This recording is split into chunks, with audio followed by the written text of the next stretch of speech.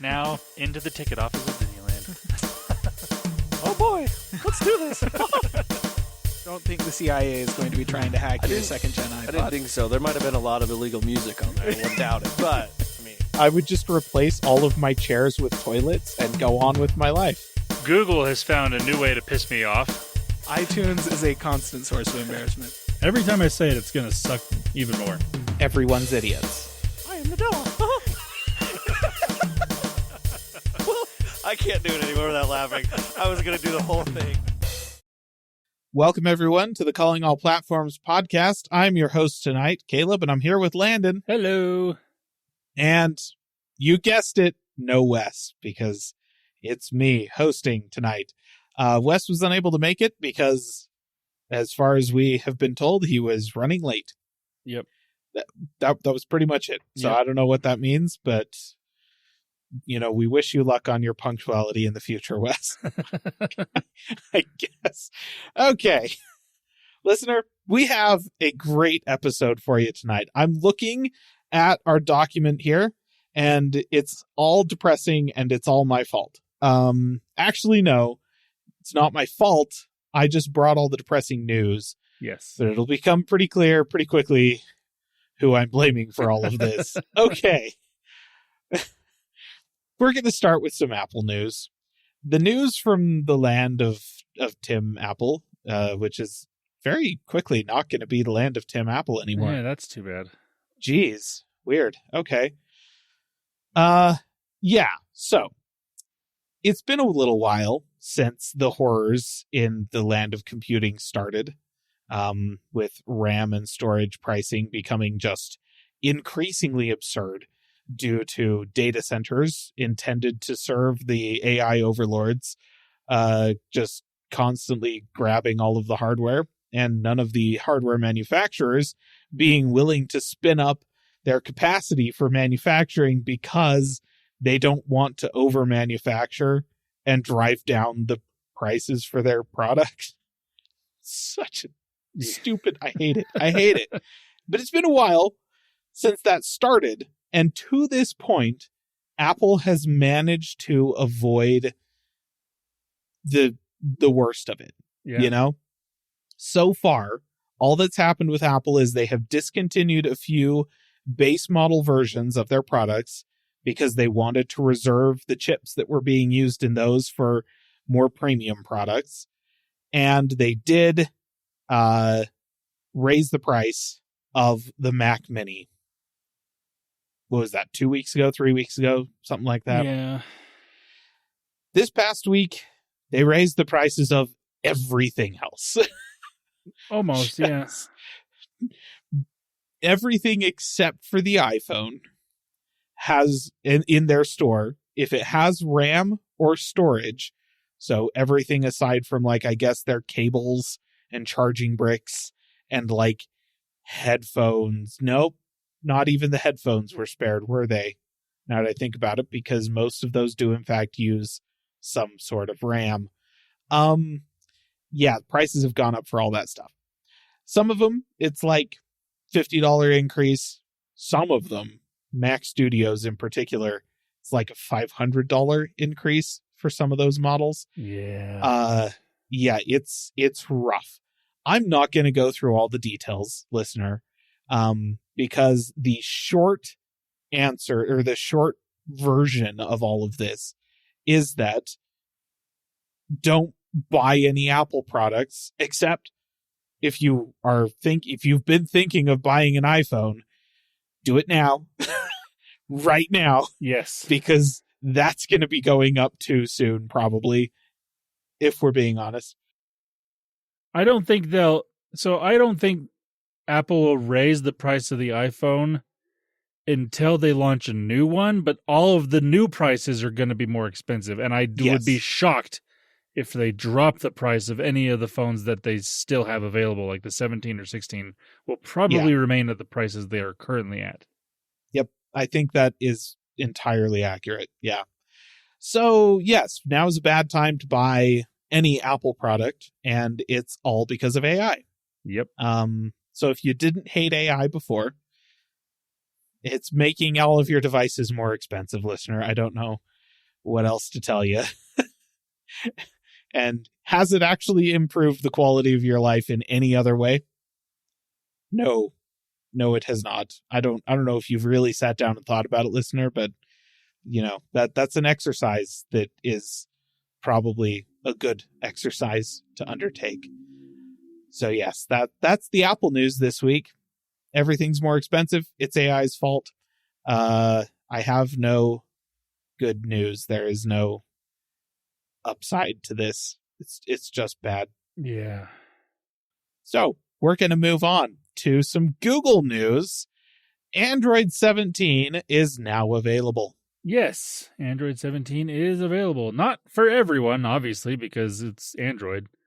But it is available for Pixel phones, and maybe a select few other brands have it available or will be soon. Samsung has gotten significantly quicker than they used to be. It used to take 6 months or more for Samsung to ever come out with a new version of Android.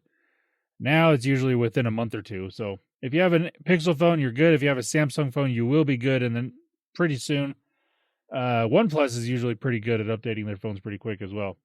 I'm not going to go over all the new features because we kind of did that with the Google I.O. stuff. Most of it was AI. Google AIO.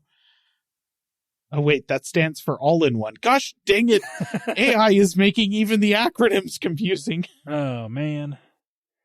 But there's one feature that's actually not available yet, but is coming, and it's only going to be on foldable phones because of what it is. But I think it's a really cool feature that makes getting a foldable phone make a little more sense if you like to play games on your phone. Or this might make it so you want to play games on your phone. It basically turns your foldable phone into a Nintendo DS, basically. Oh. Because if you have it open, not fully open though, like this top screen is kind of folded up a little bit. Yeah. The bottom half where you would hold it turns into a controller. And then the gameplay is going to be on the top half of the screen. Which, I mean, obviously physical controls are still, like if you buy a gaming phone that has like capacitive buttons or even physical buttons on the side, still going to be a better experience. Or buy a Bluetooth controller, probably still going to be a better experience. But if you don't want to do that because you spent all your money on the folding phone, because obvious, then this is the next best option. Because, I mean, my predominant gaming is on my phone. I don't play any like hardcore games that I would need a controller like this for. But playing games like this on a phone where the controls are just overlaid on the display that you're trying to also play on is so bad. Never the best experience. No. So having this as an option where your gamepad, more or less, is on a different part of the display and your full game is on the other part of the display is actually really cool. No, that's awesome. I will say that, like, you know, my experience is using emulators on phones, right? Yeah. So the comparable experience on a standard candy bar style phone, which is what I have, is if you play Game Boy games on it.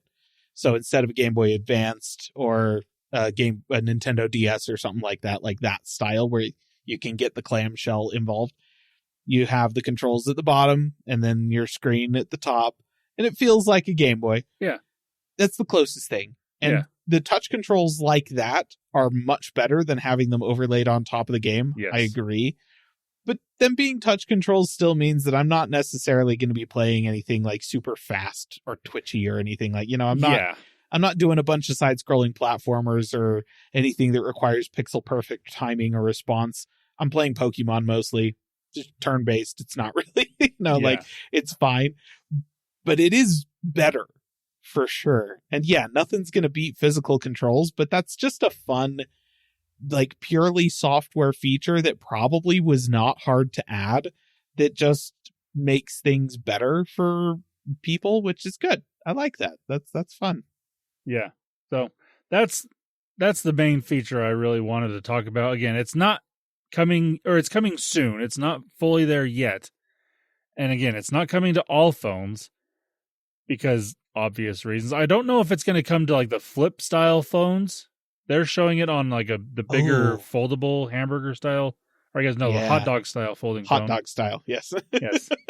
The bigger, like the Samsung Fold, the Pixel Fold, those type of phones. So it would also be nice to have it on the flip style phones. And honestly, I think they should bring this to just regular phones because there's going to be some games it doesn't work as well for, but it's a really cool feature. And I would love, like Caleb mentioned, if you could get this type of feature on an emulator for older games for your phone to still have the bigger display.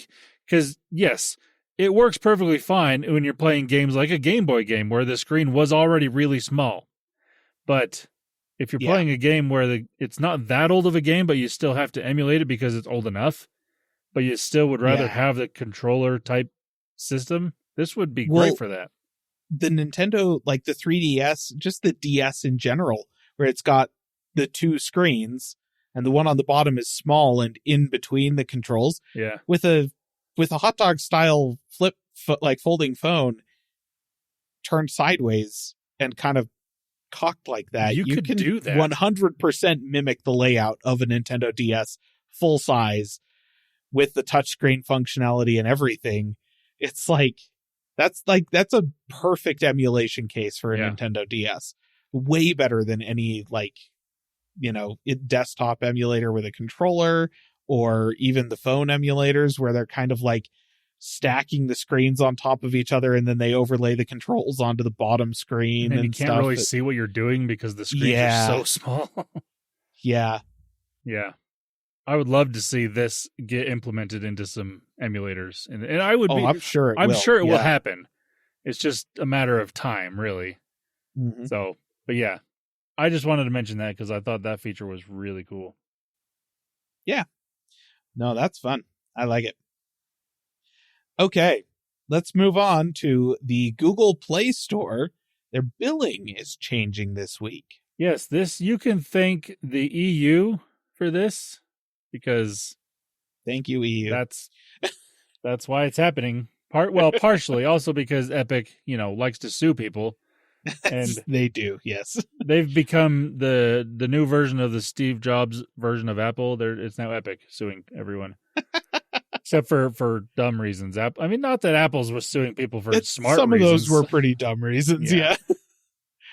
Anyways, so the new billing system will be going into place on June 30th of this year, so just in a few days from now.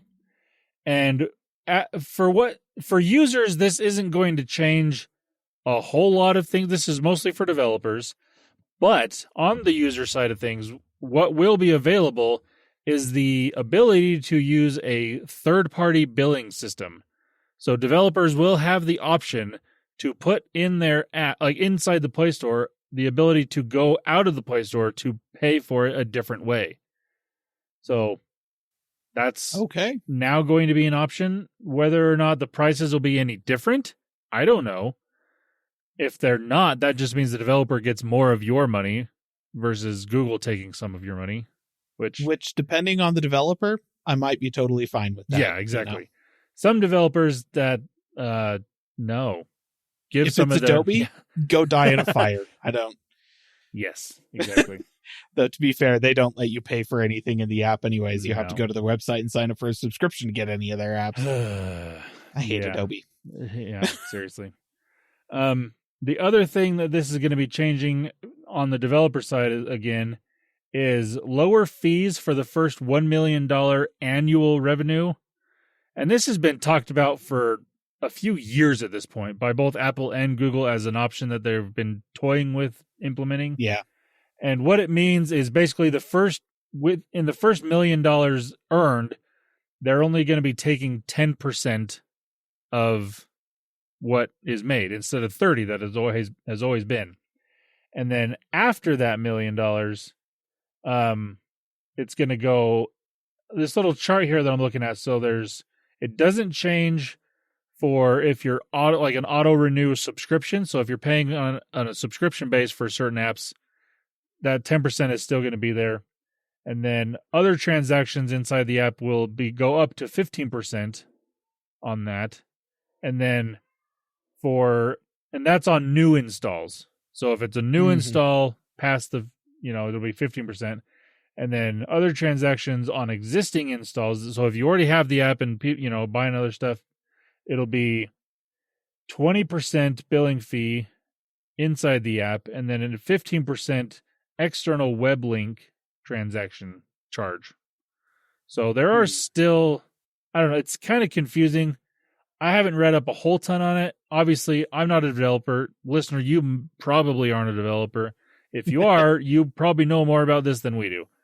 But that's true. Hey, you should send us a note and tell us about it. Exactly. Send us an email, podcast@callingallplatforms.com. Let us know how you feel about this as a developer. Again, on the user side of things, it just is basically going to be giving you the option to go outside of the Play Store to buy your apps now.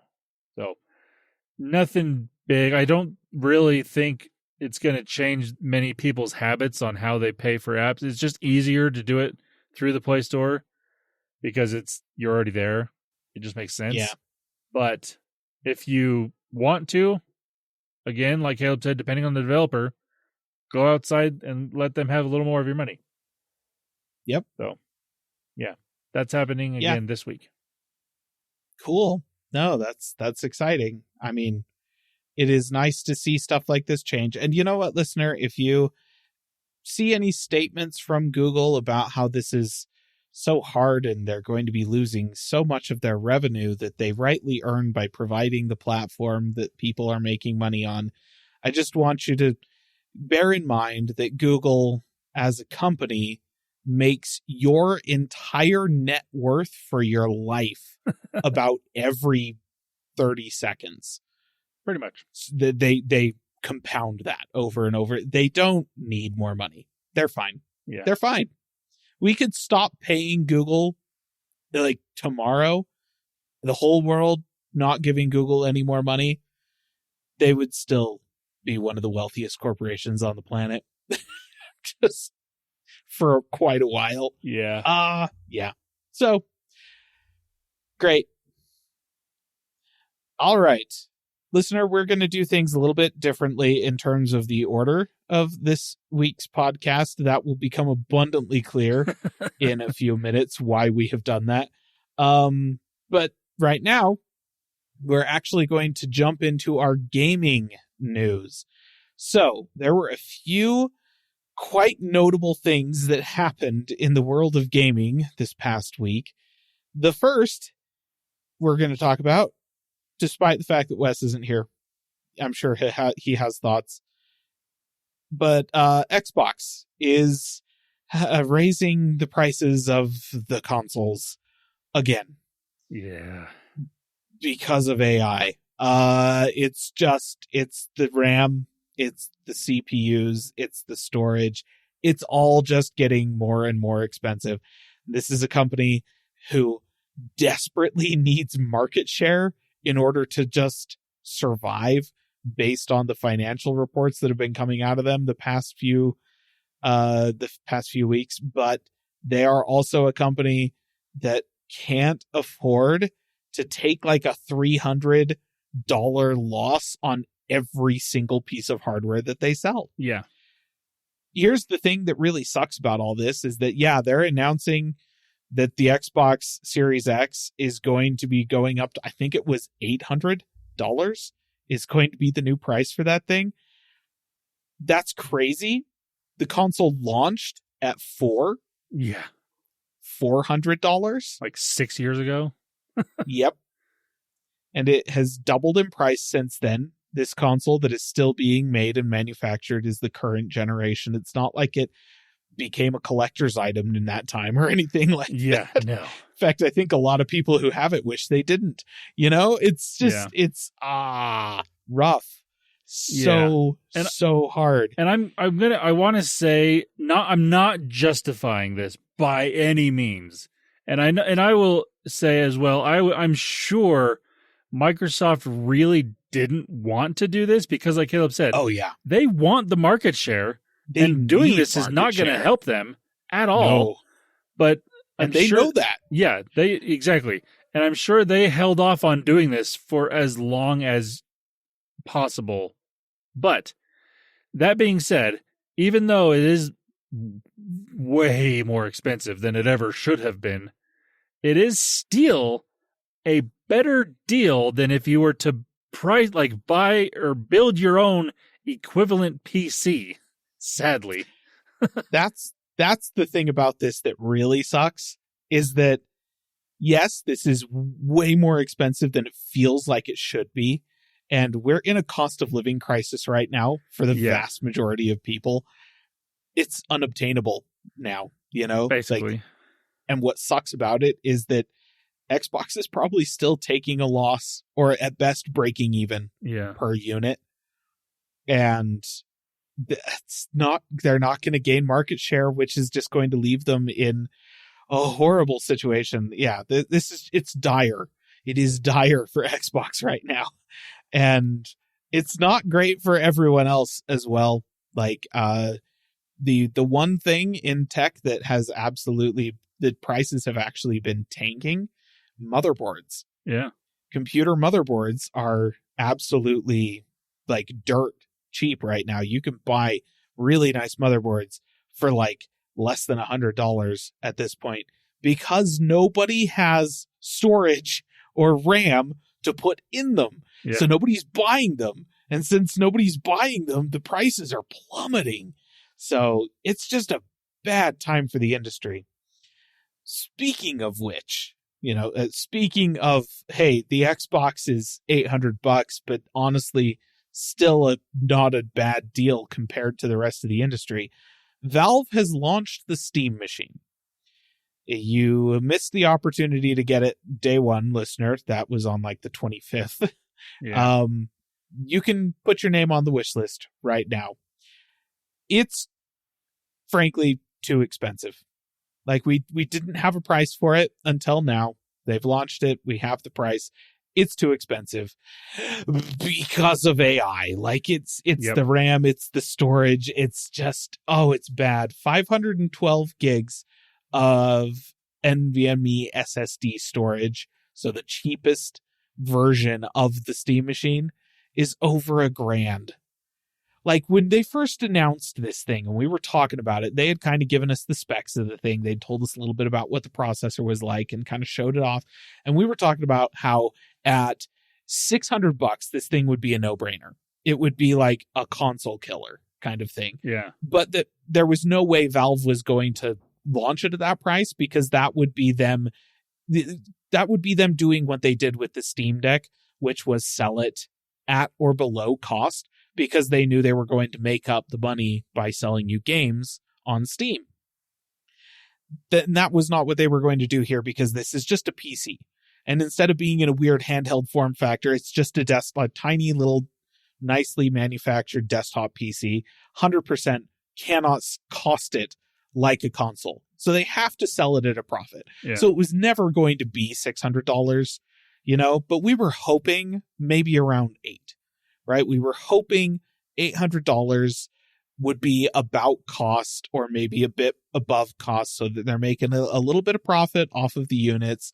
And, that puts it into a realm where it, honestly, given the added functionality of it being a PC, kind of still a console killer, especially since at the time or shortly afterwards, PlayStation, Xbox had just raised their prices. PlayStation was raising their prices so that the PS5 Pro was going to be $750. And we're like, $50 more for a Steam machine would be an absolute steal.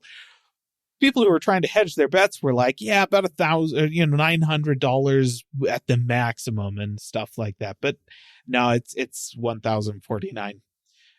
It is over $1,000 for this thing. And if you want the 2 terabyte version, which is the exact same machine, right? 16 gigs of RAM, 8 gigs of VRAM, all the other hardware specs exactly the same, but it does come with 2 terabytes of internal storage instead of 512 gigs, is $1,350.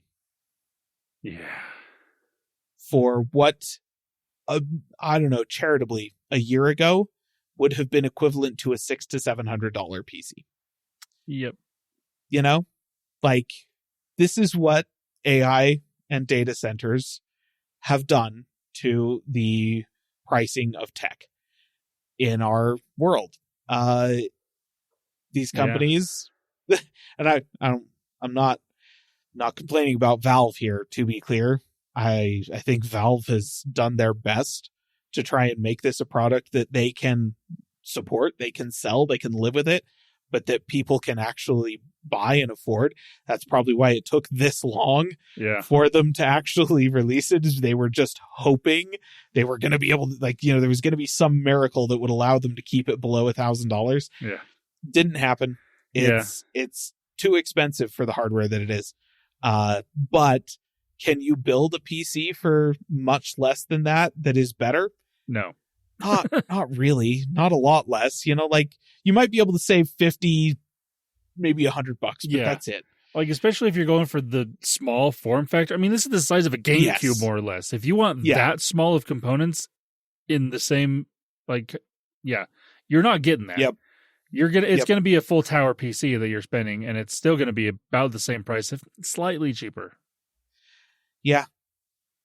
Yep. It's rough. It's really, really rough. Yeah. You know, one thing I really like about what Valve is doing, though, is they're making it so like just people that want to buy it and sell it off, you know, really fast can't do that. Yeah, it's impossible basically to scalp stuff with the way they've got, because it's a waitlist situation, right? Yeah. You can add yourself to the waitlist. When units become available, you can purchase one. Yep. Per Steam account, you can buy one of them. And you can only buy one if you have a Steam account that is in good standing and you had purchased a game on that account before April 27th of this year or last year. I think it might have been last year. I can't remember for sure, but either way, it's like you've had to have had a Steam account for a little bit. Exactly. And you have to have bought games on it. It has to be like an active Steam account. And you can't have like community strikes against you or anything like that. So yeah, it's about as scalper proof a system as you can get. And that's great. I appreciate that. They did that. They launched the controller without that. Yeah. That was the thing that they implemented with the Steam Deck that they didn't do with the controller. I think because they thought it's just a controller. People aren't going to be trying to scalp this controller. That was just a remarkably like kind view on the state of humanity. I guess not the state of humanity, the state of consumerism. That was very optimistic of you, Valve, but not realistic at all. And they rapidly switched to a reservation system for that as well. Yep.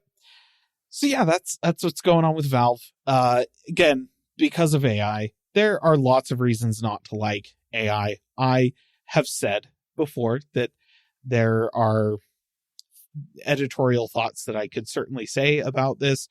I will probably make a YouTube video, put it on the Calling All Platforms Tech channel, just going over my general concerns with AI as a whole. But if you don't want to wait for that, listener, I'm not going to just off the cuff spew a whole bunch of stuff about it right here on this podcast. That would not be very effective. But I've got some watching for you. Altogether, it's about an hour and a half worth of YouTube. So, you know, sit down for a feature-length expose on the state of AI in a few aspects of our tech sphere. Adam Neely on YouTube. You may know him for breaking down like pop songs and talking about the bass a lot. He has a fantastic video called Suno, AI Music and the Bad Future that you should go watch. It talks a lot about music, right? Generative AI music, obviously, but not just that. He also goes into quite a bit of detail of the industry and the people behind the AI industry that is telling, I think. And then Design Theory is the channel for this other one, Silicon Valley's $1 billion design scams. which is from the perspective of somebody who works in Silicon Valley and has worked for and with some of these companies for years and years. And he breaks down the business processes that are involved with what the AI industry is doing. And that is also really telling. And I think maybe the most interesting thing about it is this guy is 100% spends about 40 minutes torpedoing his resume. Basically making it absolutely certain he will never work for any of these like giant Fortune 500 companies again. Which I appreciate the sacrifice, honestly, because I learned a lot from watching those videos. So you want more researched takes on the state of AI than me just whining because things are getting more expensive, go check those out. And if you want my more researched take on it, you're going to have to give me a few weeks / potentially months, because I just got back from vacation, like give me some time. All right. That's enough about that. Now let's talk about the other big piece of gaming news. GTA 6, supposedly real, launching end of this year in November. Pre-orders are open right now. It is, unfortunately, going to be $80. Shockingly, this has apparently no direct ties to AI. Cost of this game does not seem to be affected by the AI RAM shortage or storage crisis or just general, AI issues that have been caused by the AI industry or lack of water in desert towns or anything like that. It's just expensive because they think they can charge $80 for it, which they probably can. I was gonna I don't say, know. sadly, there's going to be so many people that still pay $80 for it. Yep. This is like when Nintendo launched Smash Bros. Ultimate for $80 and everyone was like, oh, that's so expensive, as they paid $80 for it, just like, and it's never gone on sale since that I can tell. Yeah. It's just $80 and people will pay that for some games. And I think that Take-Two and Rockstar have correctly identified GTA 6 as a game that people will pay $80 for. So there you go. But pre-orders are open now. If you want to pre-order it for $80, you can. If you want to pre-order the Ultimate Edition, that's $100. Don't pre-order stuff, listener. Just get this out here right now. The product has not shipped. Reviews are not available. You don't actually know whether or not the game is going to suck. It probably won't, but you never know. And genuinely, look, Cyberpunk 2077 sucked, right? When it launched, it was terrible. So GTA 6 can totally do the same thing. These super hyped games can be awful. Yeah, I mean, you would really hope not, since this has been delayed about 30 years. Oh so, my gosh, seriously. You would hope that it's actually good when it comes out. And listen, Cyberpunk got patched into a really excellent game over time. No guarantee that if GTA 6 launches as a pile of hot garbage that it will do the same. So just maybe, just wait until the game launches to buy it. It's a software product. They won't run out of stock. Yeah. Like, it's not like that's a problem. It's not like, oh, there's only a limited number, I got to get my hands on it. No, it's software, guys. You can wait until it launches and then just buy it and it will instantaneously be available to you. Okay? So don't worry about it. But now we know what it will cost. All right. That's it for the gaming news. Not a whole lot to be super thrilled about there, unless you aren't bothered by $80 games and you're really looking forward to GTA 6, in which case, more power to you. Now we're going to move on to some general tech. Starting with the Slate Truck price going up. But not because of AI. Yeah. Yeah, exactly. At least so far as we're aware. Yeah, they did officially announce a price for the Slate Truck, because everything beforehand was like, yeah, we're going to give you a all-electric vehicle for under $20,000. That was always what they were promoting. Yeah. Never actually gave us a price. We now have an official price. It's not under $20,000, but only just not under. It's now the starting price for the blank slate, which is, I mean, listener, if you don't know what this is, go look it up. It's amazing. But the blank slate, $24,950. So under 25, depending on, I mean, after or before tax and everything, depending on where you buy it, it's just going to be $24,950 or $24,950. So not bad. Yep. And they actually only have one version of it now. They were originally going to have two different battery models, but after the EV tax credits went away, that changed what they were doing for batteries. They're actually using a better battery now. They're using an LFP battery instead of what they were going to be using before. So they can get a little more power in a smaller package, but they're supposed to be getting 205 miles of range on the one battery they now have, which is better than the 180 that the lower one was going to be, but less than the 240 that the higher end one was going to be. So right in the middle. Yeah. But I think 205 miles is perfectly fine for what this is meant to be. Yes. And this is not a road trip machine, listener. No. And if you've looked at it, it's not it's not pretending. No. Guys, it has two seats. The blank slate has two seats in it. Yeah. Just... And it's really narrow. Like, oh, so narrow. My favorite video that I've seen of, at least it's in terms of describing the narrowness of it, is MKBHD on his autofocus channel. He got a little test. He actually got to drive it in that video. Like, they've let reviewers drive this thing, kind of. It's not a full-on review yet because it's still prototype vehicles.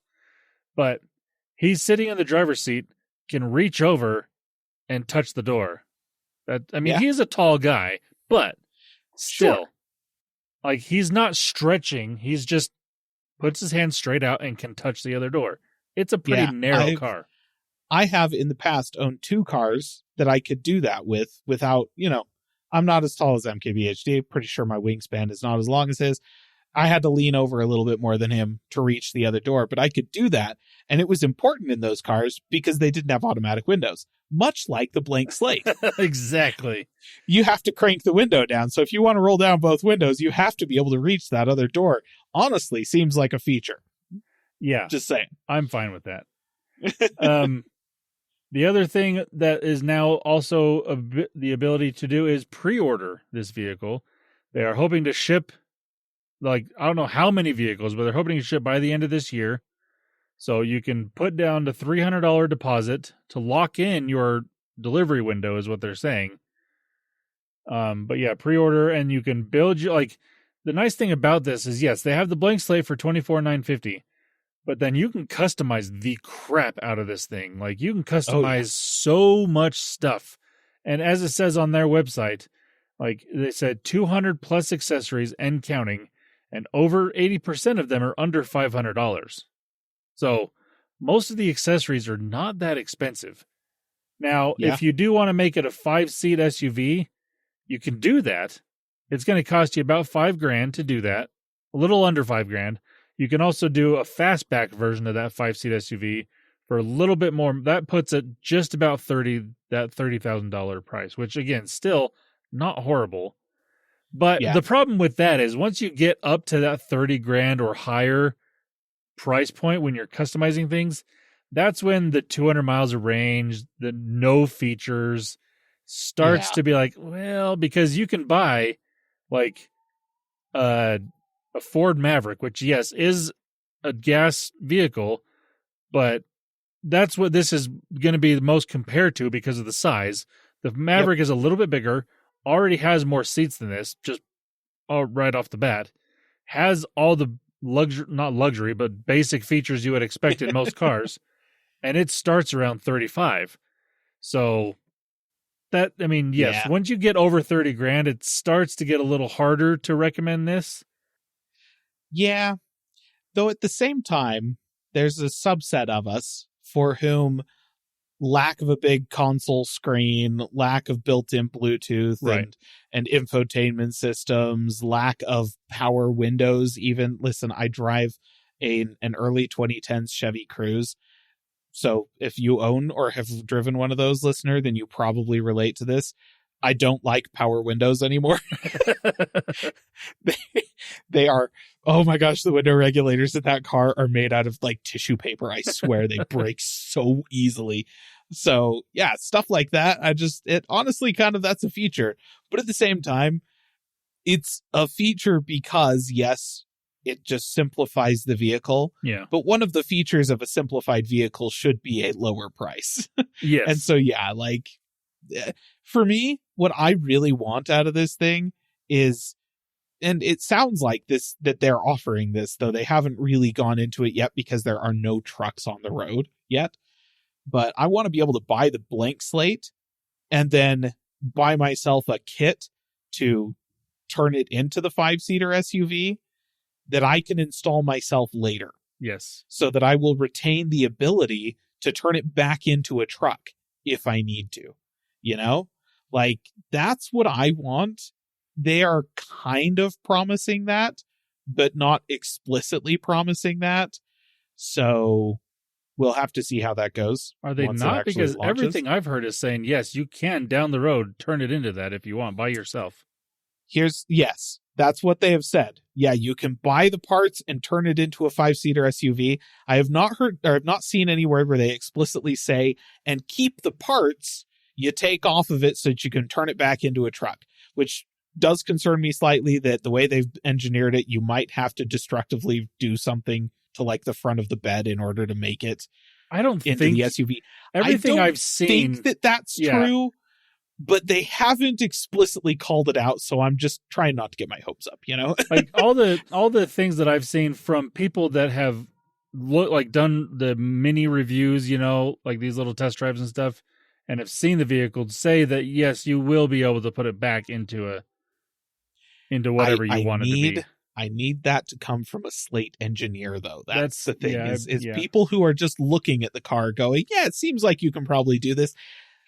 I'm still a little bit hesitant, but like I said, seems like the most logical way to engineer the thing. You know, if you're going to let users make modifications, it would be stupid to require them to be destructive modifications, I feel like. So probably it's not an issue, right? I think that's true, but I'm just going to wait.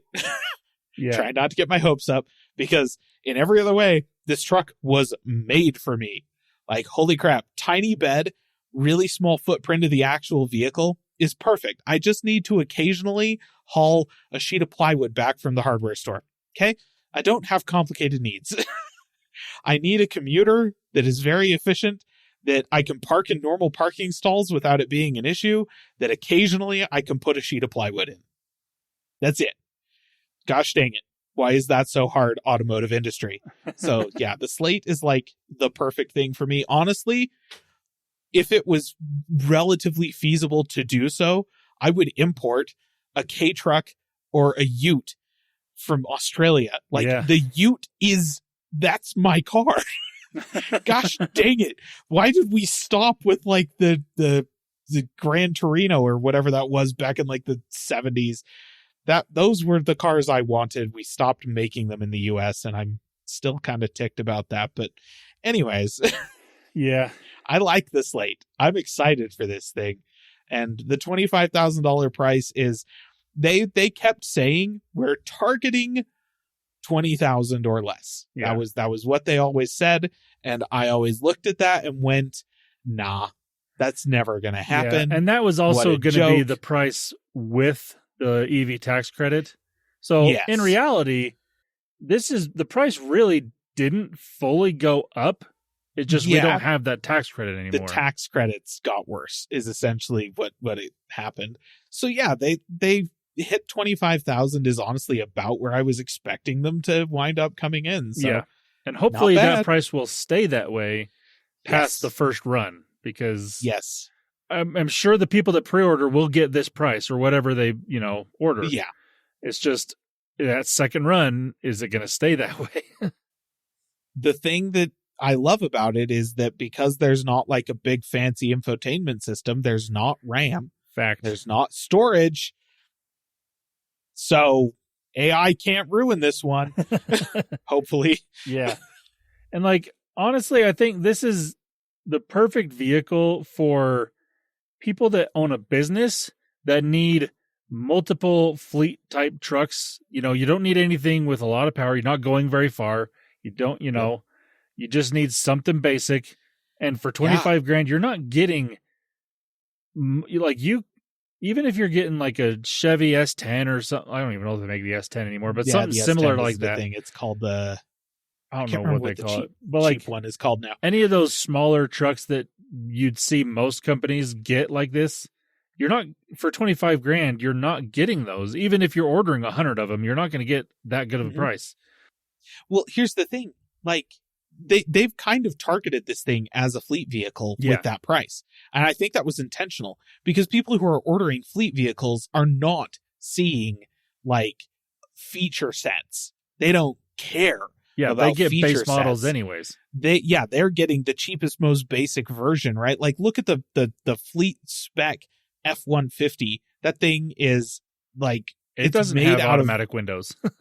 Yeah, exactly. The interior is made out of recycled milk jugs. I swear, it's just the cheapest thing that you can possibly get on the road.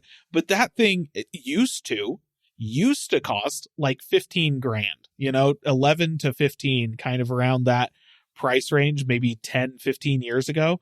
That was what a fleet spec F-150 cost. Now, I don't know what it is for sure, but it's probably like $40,000. Like, so the people who are ordering trucks for fleets are going to look at this and they're going to be like, well, why do we need a truck? We get trucks because they're the most common fleet vehicles out there. They're the most readily available. And we have people who occasionally need to toss a toolbox into the bed or something like that. They don't actually need like most of what an F-150 is. We'll just get them this. So yeah, I think Slate was really smart about that. I think they knew that a large part of their market was going to end up being fleet vehicle purchasing. And that was smart. I think that that's going to work really well for them at that price range. Yeah. I think it's great. And also, like, another good customer for this would be like a college student. Yeah. Because, I mean, if you can afford that expensive of a car, because again, it's still not extremely cheap or affordable. Yeah. It's just for a new car, it is cheap and affordable. Yep. But the big thing there, of horrible things about the state of the automotive industry right now. But, yes. But the nice thing about it is just the relatively low price, but the range on it is perfect for a college student. The size, you can park it almost anywhere. Yeah. And it does have a locking front trunk and a decently sized front trunk too. Yes. Also really nice. And then again, you can add on a tonneau cover to the back if you want to lock up the bed. Or, there's just so many add-ons that are just really, really nice. Yeah. So I'm glad that it exists and that it is still coming. Well, hopefully is going to actually come to the world because it's really cool. And if I was in a different state of life, I would be so tempted to buy one. Oh yeah. Here's the thing. I'm at the state where I've been here for a while looking at small trucks because, like I said, I just need a commuter that's relatively efficient to get me working back every day, and then also occasionally haul a piece of plywood, you know? And gosh dang it, that's just been such a horrible market for like so long. Yeah. Like when they introduced the Maverick, I was all like, what? Because the Ranger just can't be a small truck anymore? Like, what are you doing, Ford? Like, I wanted to buy, like, what I want is an early 2000s Ford Ranger, or a Chevy S10 or the Colorado, I guess was the follow-up to that, right? These little tiny trucks with a short bed, but it was still 4 feet across. It's all I need. And gosh dang it, they just keep getting bigger and more expensive. Like the Ford Ranger now is about the size that the F-150 was when I was a kid. Yeah. Bugs the crap out of me, Like I walked past a Tacoma the other day, thought it was a Tundra. I just thought it was because it's the size that Tundras used to be. And Tundras now are like a freaking main battle tank. I don't know. Anyways, I got thoughts and feelings about trucks as well, listener. This is something you may not have known about me. Yep. Good stuff. Okay. Let's move on to the real reason why General Tech is coming after gaming and its horrible depressingness this week. The Commodore Callback 8020. Yes, this is a phone, listener, from Commodore. So Commodore, we have talked about this in the past. The name got bought by a company. Was it late last year? Like summer well, it wasn't last even year? a company, really. It was like a just person, a guy. Yeah, a guy bought the name, and so he wanted to make the original Commodore again-ish. Mm-hmm. It was a little tweaked, but it was basically the original Commodore, and you could buy one, and I think you still can. Yeah, you totally can. And it was great. But now the company obviously has made enough money from that alone, shockingly, to make a phone. And this is not a typical phone by any means, in any way at all. Because, yes, it's technically a smartphone. It is running Sailfish OS, which is a Linux base, and it's very privacy-oriented. Like, that's the whole point of the Sailfish OS, but it also can run, as they say on their website, 99% of Android apps. And the reason they say 99% of Android apps is because it blocks social media and browsers. Like, you can't install social media apps on this phone. It's fantastic. Yeah. It's like they call it they say no more doom scrolling, which awesome. The other weird, or not weird, but like out of the ordinary part of this phone, it's a flip phone, but not a smartphone flip phone. It's like your old Nokia flip phone from the 90s or the 2000s. Like, heck yes. It's got a T9 keyboard on it. Like, you can't text normally. It doesn't have a QWERTY keyboard in sight. You have to text via T9 because it's got physical buttons. That's how it works. And it's fantastic. It's got a D-pad. That's how you move around. It does technically have a touchscreen, but that's off by default.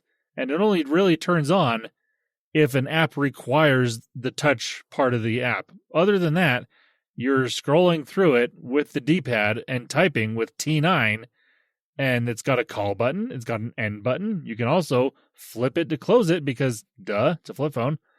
But it also has, like, the benefit of this, it has a 49 megapixel Sony sensor on the back for decent photos, I would imagine, and a flash. So, I mean, it's just one sensor, but that's fine.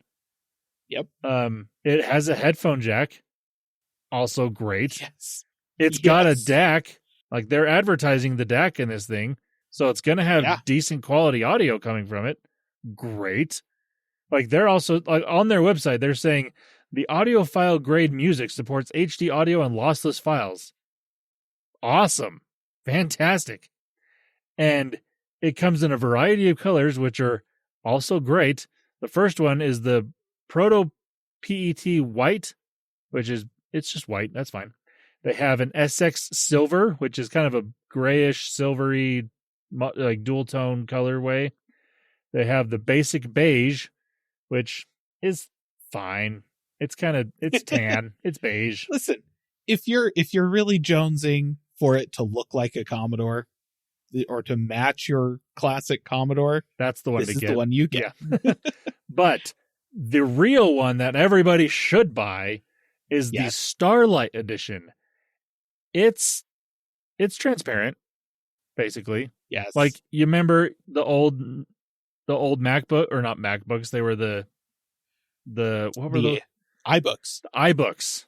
Yeah. It's like the blue iBook, only even more transparent than that. Because you can actually it's more like the second generation G3 iMacs that had like the clear shell instead of like the translucent shell. It's more like the Bondi blue version of that. It's nice. It looks so like late 90s and I love it. It's so amazing. much. And when it was initially announced, they did have a launch price of $499, which is not inexpensive at all for what this phone is. And everybody mentioned that that's not inexpensive for what this phone is. And so the CEO is like, yeah, you're right. Let's put it down to $399. What? What? A CEO actually listening to not customers, just people saying that's too expensive because it's still not full. Like you can pre-order it. There's a wait list right now. But yeah, $399. That's the starting price. There is another color I forgot to mention. It's the Founders Edition. That one it got a $50 discount. Or a $60. It was $699. It is now $640.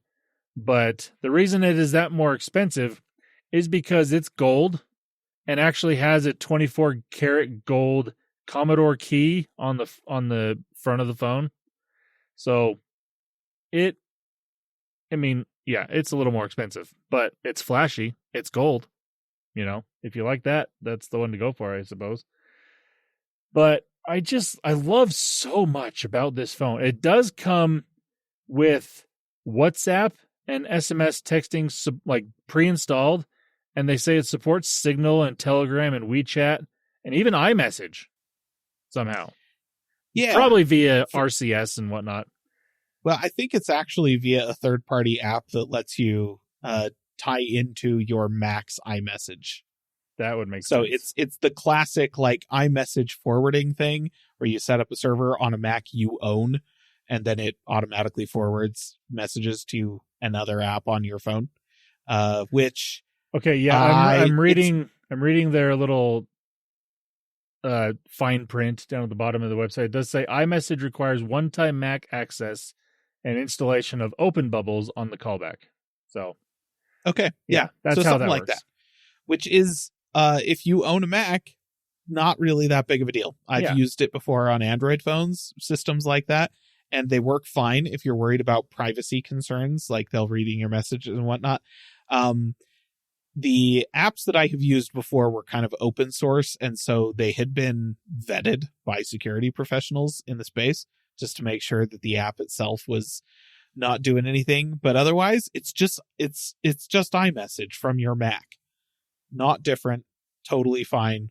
So, there's maybe a certain level of risk there. I have not heard of open bubbles before, but it sounds like it might be open source. So yeah, I would assume based on the name.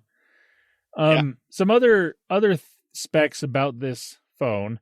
It does have a MediaTek Helio G81 processor with passive cooling, but I mean that's not a fancy processor by any means, but that you don't need it on this phone because it's got 4 gigs of RAM and 64 gigs of storage, which, as they're saying, plenty for the essentials, which that's probably right. This is not meant to be your daily driver phone, listener. This is meant to be like if you have a work phone that you have to do certain things on, this might be the phone that's just your regular phone after work, which would be great. But I probably wouldn't buy it if I already have a regular phone that I'm paying for. If I had a phone that work was paying for, this would be a lot more tempting.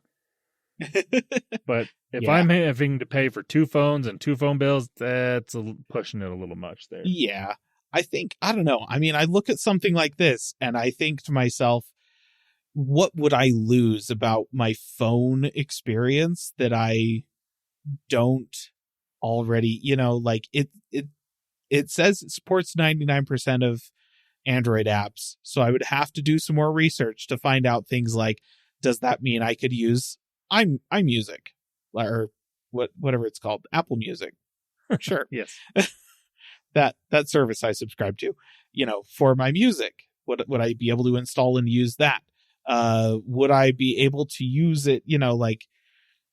It blocks social media and a lot of messaging platforms like that. How would that affect the fact that a lot of my conversation with family members happens on Discord? There's some things that I need to think through before I would commit to using this as my main phone. Yeah. But just from a base level, the fact that hey, no browsers, no flipping AI chatbots or anything like that, no social media. Okay, I actually enjoy that. I recognize some of the apps I use, like YouTube, would also be blocked because it's considered a social media app. But maybe I should just switch my YouTube consumption to other devices. I have iPads. I have TVs. I can do my YouTube consumption on that, which would kind of force me to be a little bit more mindful about how I'm using them. Yeah. And I think that the biggest thing, like the statement they make, is in regards to the fact that it has a flip to close form factor and uses T9 style texting instead of a keyboard on the screen. They say adds mindful friction to use. Yeah. And I think that's honestly what I'm looking for. The device puts a little bit of resistance between you and the things that you're doing with your devices. Yep. Right? Not necessarily an insurmountable amount of friction. Like I said, even if it's just switching to another device, I can easily get access to YouTube, browsers, all of the, social media apps that I could possibly want and whatnot by just reaching over and picking up my iPad. But it's just enough friction to trigger my brain to go, well, should I? Should I be doing this right now? Is that healthy for me personally in this moment? Or should I be doing something else? It's so tempting just for that one concept alone, is that it's going to give me most of what I need in terms of communication, but it's going to just push back a little bit on some of these things to get me to actually question myself more. Love that. I love that. Yeah. Two more things spec-wise that I wanted to mention. It's got a 1,550 milliamp hour removable battery. Like you just pop the back piece off and you can put a new battery in. Crazy to think about. I miss that so much. Exactly. Yeah. And it's got a micro SD card slot. And it does include a 32 gig micro SD card with the phone. So built-in extra storage. And I just noticed this though on their website when it says this. It says 32 gig micro SD included with free albums and more. Sorry, no U2. Aww. I thought that was hilarious. That's amazing. No YouTube. Sorry, it's not an iPhone. You don't get it for YouTube that way. Dang. The other thing, I just scrolling on their website, it says it ships with a modest selection of classic and modern mindful Commodore 64 games. Yeah. And with Nokia Heritage Snake, of course, because the first step forward is a callback. It's great. I love it. And then it also has a thing that says callback can fully control the Commodore 64 Ultimate and its LEDs. Just connect both to the same Wi-Fi. Plus many more nods to the Commodore heritage throughout the user experience, even a mini spiral-bound user guide. The more I look at this, the more I just absolutely love this phone and what they're doing here, because it's so good. So good. I just love this. It's amazing. I love it. Good job, Commodore. Yep. This is great. This is great. Well, good news. There was some good news. And that is, I think, the best thing to lead into our final segment of the podcast, listener, the bright side of life. Welcome to the bright side of life. Hey! Hey!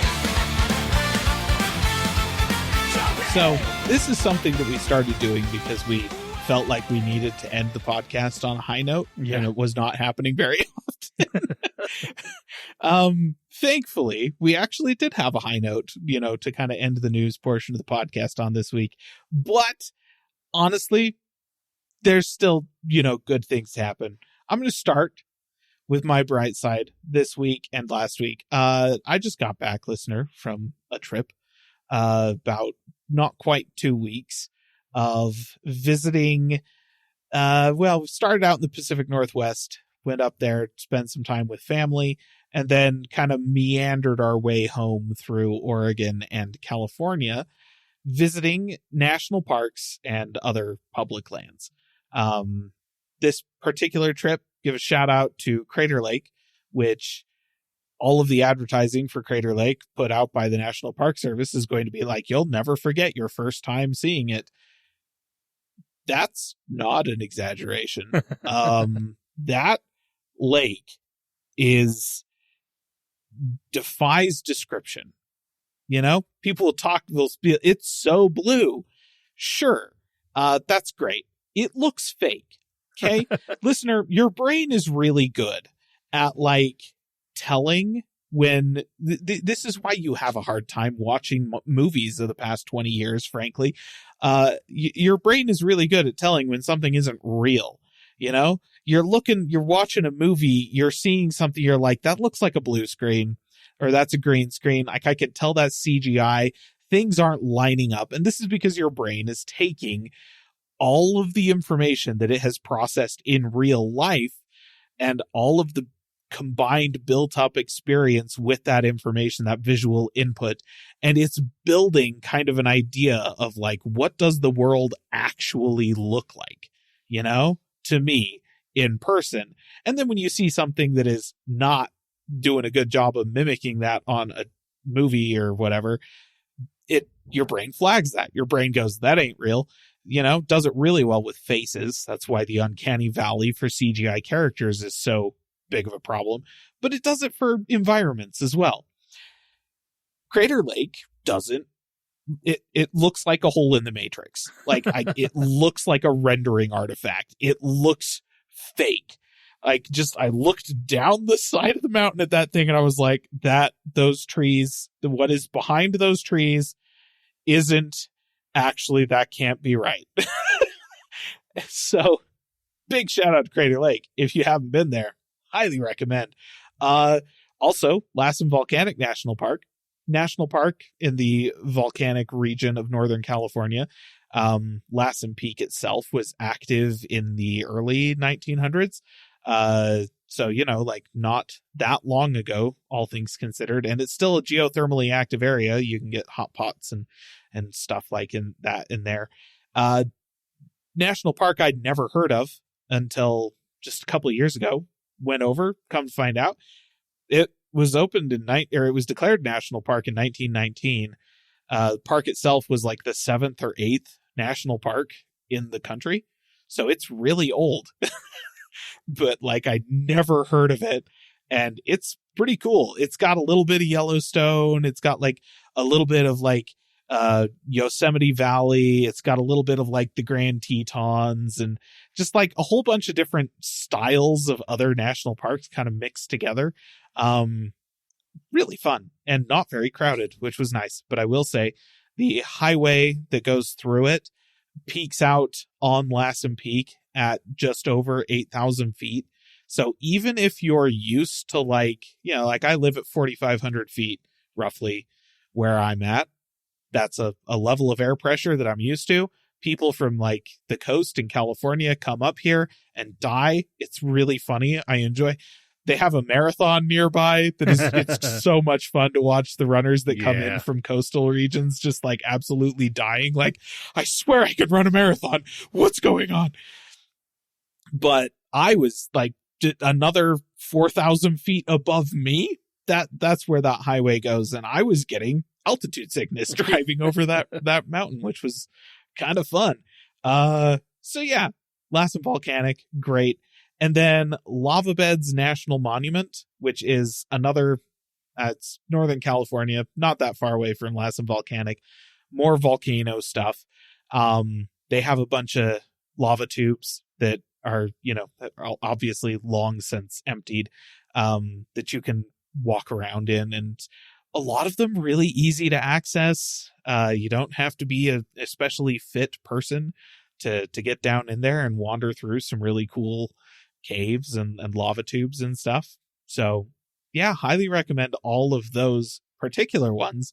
But just in general, one of the most underappreciated things about living in the United States is that we have such a massive diversity of publicly available land that we can just go enjoy by virtue of just living here. You don't have to pay for a lot of it. yeah, you got to pay to get into the national parks, but if you're going to do more than 3 visits to a national park this year, buy the annual pass. Yeah, it's worth it. And a little slip cover to put it in. Yeah. But yeah, just it's great. It's an amazing thing.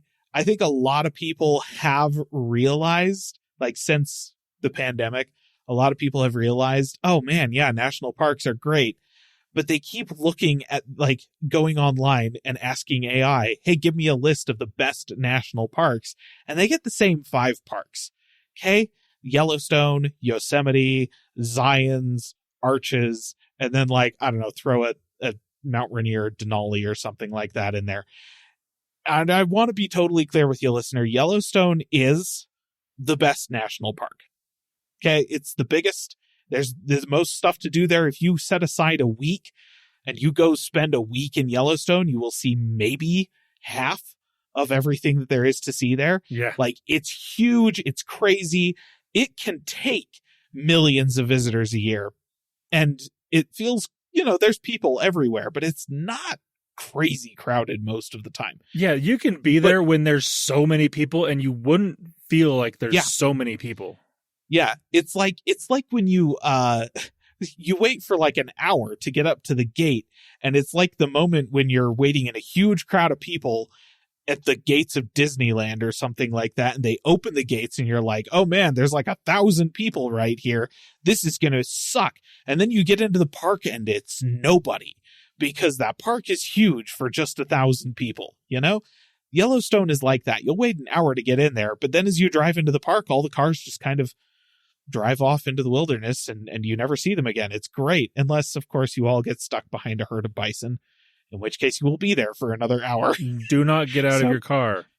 Do not antagonize the bison. Don't be that person. You will be on the news.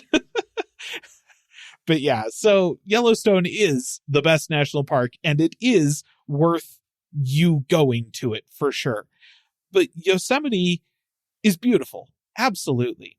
Go see it on a bike, maybe once in your life.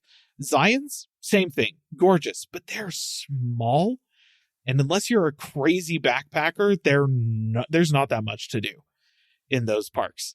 Like, if you want to just bike around and enjoy the scenery, fantastic. Absolutely. You could easily spend a couple of days in those parks. Have a great time. But that's it. And you need to don't plan a week for these places. Go see some of the smaller, less mentioned, quote unquote, underappreciated parks, because they are all cool. Yeah. Right? Like, I've done everything from I've done Yellowstone, and I immediately followed up Yellowstone by going to North Dakota, because I was just like, you know what?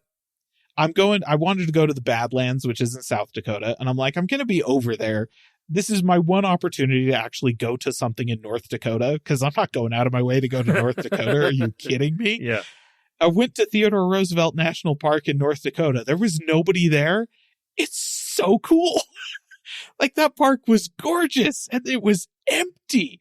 And there's like 2 sections to it. We only saw like the bottom section. I missed over half of that park just going to it. So now I'm like, well, I got to go back to North Dakota so that I can go see the other half of this park, which everybody in the visitor center was like, oh yeah, the north segment is way better. You should be up there.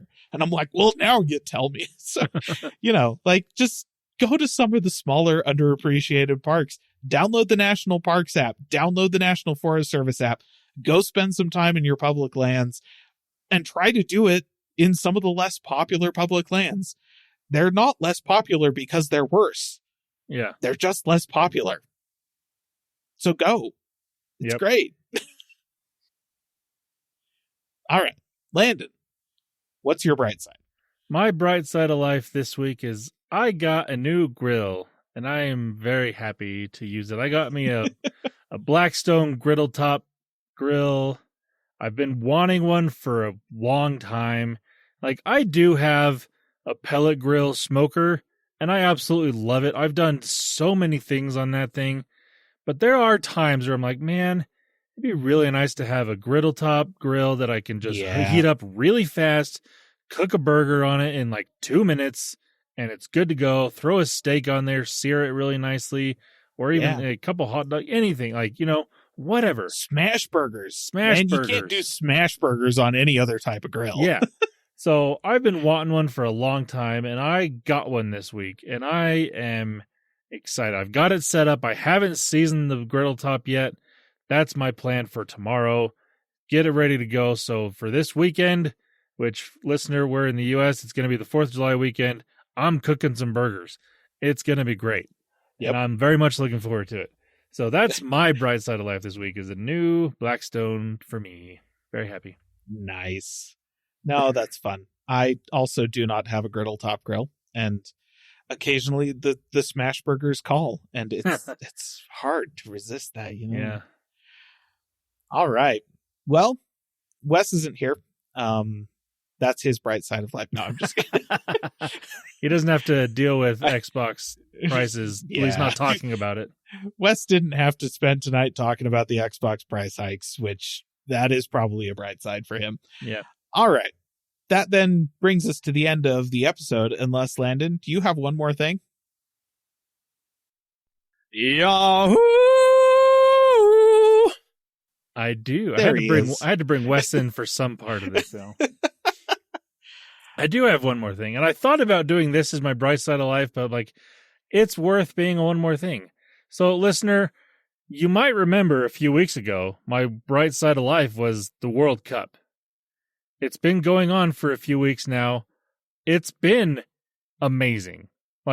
I was cautiously optimistic about, they expanded the field to have 48 teams instead of, it was 32, I think, before, or something like that. They brought in more teams.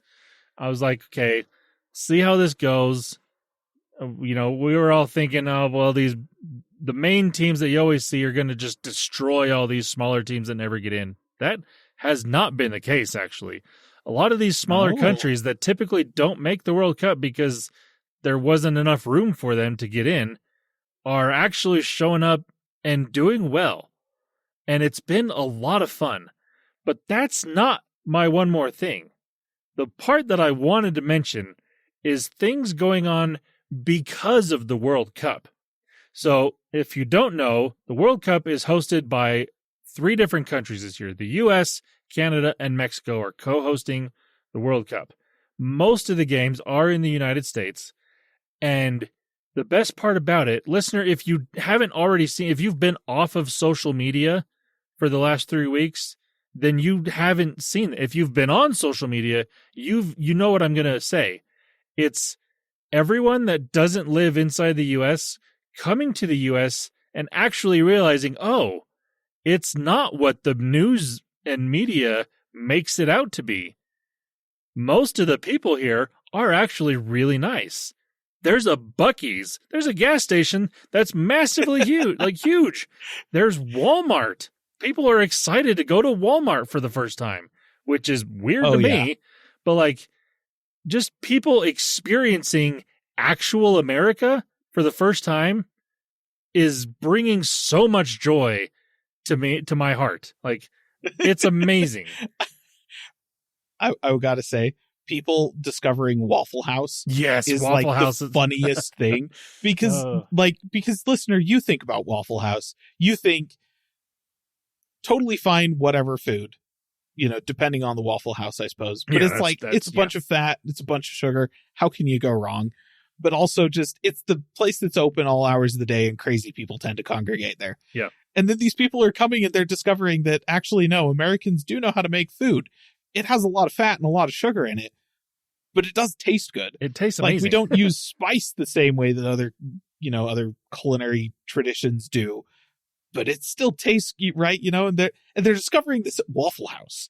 Yeah. They're going to Waffle House and being like, oh my gosh, this food is so good. And I'm like, it's Waffle House. Yeah. What do you, sure, but Well, and the other one is so Texas, there's 2 different stadiums in Texas hosting games. There's one in Dallas, one in Houston. And so a lot of people outside of the U.S. are coming to Texas and getting Texas-style barbecue for the first time. Oh, man. And, listener, you've probably had barbecue, and it's probably been really good. But if you haven't had Texas barbecue, which I haven't myself, I haven't had true in Texas barbecue. But from everything I've heard, it's just different. Like you can get recipes from people in Texas, make it yourself, and it'll be really good. But for some reason, when you go to Texas, it's just different. The meat is different. The sauces are different, like just different. And so people coming to the U.S., again, they can have barbecue elsewhere. They're also saying it's a fantastic. But the people that are in Texas, which is a lot of them, are like, this is amazing. This is some of the best food I've ever had in my life. Yep. Well, and then people, like you mentioned Walmart, the people that will go to a Buc-ee's and be like, this is so many gas pumps. And I'm like, yes, I've seen your gas stations, England. Yeah. You should be ashamed of yourself. Like the fact that any gas station in England at any time of day, anywhere in the country, you pull up and there's like a 90% chance you're going to have to wait 5 to 10 minutes to actually get to a pump. Yeah. That's psychotic. Yeah. That's absolutely psychotic. And yeah, we don't do that here. The only place I've ever had to wait for gas was at a Costco. And well, that's because it's Costco. Yeah. The gas is cheaper. Everyone knows it. Yeah. But it's just like, they'll go from a Buc-ee's and then they'll turn around and go to Walmart and they'll go from being impressed that we have so much availability to like access to gas and just random crap in a Buc-ee's because Buc-ee's has a lot of random crap in it to like, oh no, this is just what all of their stores are like. Yeah. You walk into a Walmart, it's like, here's literally everything. Yeah. Just right here. It may not be the best version of whatever it is you're shopping for. It may not even be the best price of whatever it is you're shopping for, but it's here. But it's there and some you can get version of it. It's a totally new concept for a lot of them. And then which another thing is fine. But yeah. And another one is people trying to get ranch dressing home. Oh, yes. On airplanes. Yes. They're putting it in their carry-on for some weird reason. It's like, and the TSA has had to make announcements now. It's like, no, you can't bring ranch dressing as a carry-on. I'm sorry. There's too much liquid in that. You can check it. Don't do that because it's going to explode in your suitcase and you're going to be sad when you get home. Unless you want to get a straw and suck it out of there, which these people might do that. But get the ranch seasoning packets. Yeah. Take that home. Yeah. It's amazing. It's so much fun to see. Like there's been people that have become social media stars because of this. Like I can't remember the guy's name is Freddie. He's a German and he's got to meet JJ Watt, I think, the professional NFL football player. Like took him to somewhere because of his videos that he's made on YouTube, just reacting to going to Buc-ee's or things like that. Like he's met celebrities. He's no longer just the common person anymore because of videos he's made reacting to different places in America. It's just so fun to watch. The other account that I've been seeing a lot of is there's this guy, I can't remember his account either, but he's a British person. Like he's from England. He's been living in America for probably 10 years.